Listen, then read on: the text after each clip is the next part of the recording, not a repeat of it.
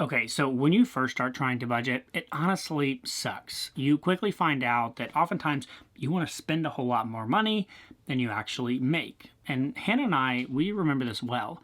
In fact, in our first year of marriage, we made less than $15,000. We couldn't do anything. Even going to McDonald's just to try and get a burger was totally off the table. So, what do you do when it feels like the money is so tight that it seems impossible to get ahead? Well, I've got 3 tips to help you push through what I call the budgeting funk. Tip number 1 is to focus on your current trajectory, not your current location. In James Clear's book, Atomic Habits, he says it doesn't matter how successful or unsuccessful you are right now. What matters is whether your habits are putting you on a path towards success. You should be far more concerned with your current trajectory rather than your current results. It's easy to get frustrated when you're not making a lot of progress in your financials. Maybe you feel like it's just taking way too long to pay down debt or taking way too long to save up for something. And technically, that might actually be the case if you keep moving at the pace you're currently moving at. But that's not how life actually works. For example, if you've got $20,000 of debt and you are paying it down by about $100 a month, yes, technically that's going to take 16 to 17 years before you can completely pay that off. But don't focus on that. That actually doesn't matter. We're going to set that to the side for just a second. Instead, you're much better by focusing on the process and the habits that you're implementing right now to try and just get incrementally better today versus yesterday. You should be asking the question, how can I better manage my money right now just to improve it by 1% as compared to a week ago? And then next week, you'll ask the same question, and next week, the same question. And you're just going to try and incrementally improve every little step along the way and let that compound over time, rather than focusing on the fact that, yes, you have $20,000 of debt, and right now you're doing $100 a month. Back to James and his book, he's got this great image that really shows how these exponential results add up over time. If you can just focus on getting 1% better every single day, you're going to be in a totally different place a year from now. Now, you may not be able to get 1% better every day. That's not really the point, not the actual number. The point is, how can I focus on the habits, routines, the process of what I'm doing right now with my money? How can I improve that and make sure that those habits and routines are pointed in the right direction, that the trajectory I'm on is where I'm trying to go, rather than the current results that I'm getting? All right, tip number 2 is don't expect big changes without big changes. One of the most common things I hear from clients after a few weeks of working together is, I just feel like I'm not making as much progress as I want, as quickly as I want. This is when I typically introduce them to the dichotomy of discomfort of patience and discomfort of big changes. Here's what I mean. If you've been making relatively small changes to your financial life, maybe you've cut back a little bit here or cut down the grocery bill there or canceled a few small subscriptions, those are relatively small changes. If you've been making those for a few weeks or even a couple of months, you can't expect to see massive financial changes, right? You made some small changes to your life. How would you expect to see massive or significant changes to your finances? It doesn't make a lot of sense. Remember, you didn't get into the current financial situation you're in overnight. You're not going to get out of that current financial situation overnight either. So going back to our dichotomy, when it comes to improving your finances, you typically have one of 2 options.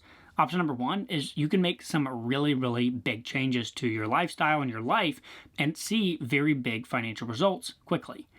Or you can work on small changes, small habits, and processes that will compound over time, but will require you to be patient. What I tell my clients is that if you want to see big financial changes fast, then you have to make big changes.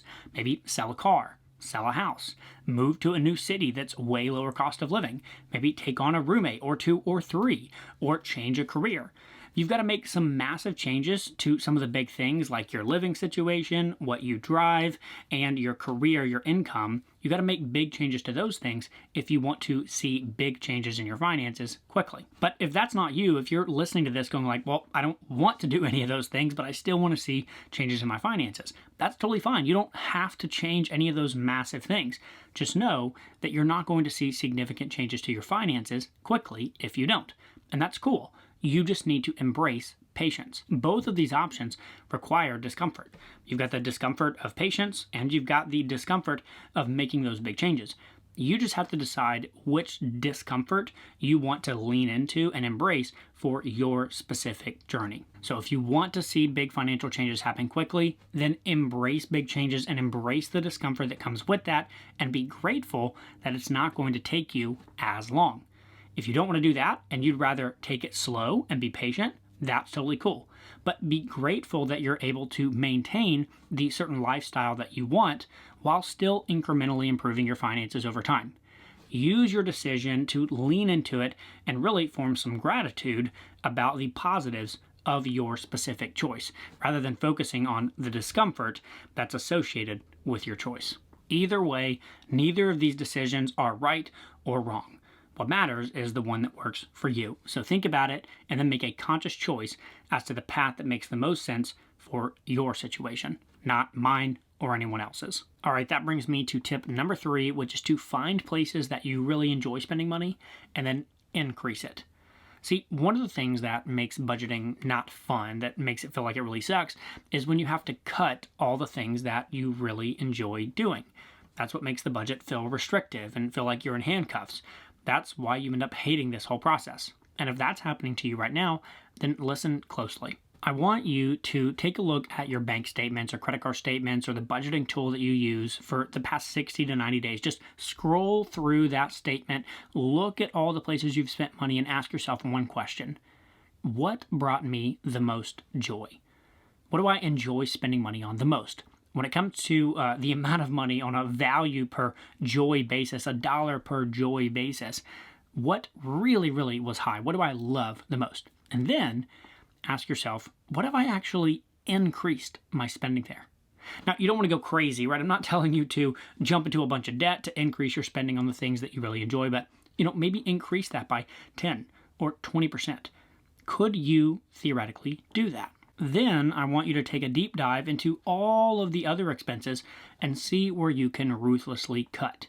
If you can shift your budget around and make some really big cuts on the things that are like sort of kind of you enjoyed them, but they definitely weren't like top 1, 2, or 3, cut those things out, get real ruthless about those, and then actually increase your spending on the top 1, 2, or 3 things that really bring you the most joy, your budget will actually start to feel much more freeing. Even though on a net basis, you may actually be spending less money, you're just allocating more of it to those things that bring you the most amount of joy. That's what we're optimizing for here. When you do it this way, sticking to the budget becomes much easier, and it's something that you actually want to embrace because now the budget isn't restricting you from doing the things that are your favorites. It's allowing you and actually encouraging you to do the things that are your favorites. For me and Hannah, this is often our coffee dates and our pets. For us, being able to walk to our favorite coffee shop and spend and splurge $4 or $5 on a coffee brings a massive amount of joy. And obviously, if you watch this channel, you know that we spend a lot of money and care dearly for our pets. So those are 2 things that not only do we make sure we have them in the budget, we actually make sure that we're putting enough in there so that we can really enjoy those things and they feel like a luxury. And we're willing to cut ruthlessly elsewhere in the budget so that we can make those things happen. So even if you're on a really tight budget, I encourage you to find some places that bring you a lot of joy when you spend in that area, and then make sure that you are optimizing to include that and potentially even increase it. Now, that being said, I would love to know what your favorite purchases are that you're definitely not going to cut and maybe even increase. So leave me a comment down below and share those with me. Also, if you liked this video, I think you'll really enjoy this next video here on 5 spending habits that are keeping you poor. So check out that video and I will see you over there.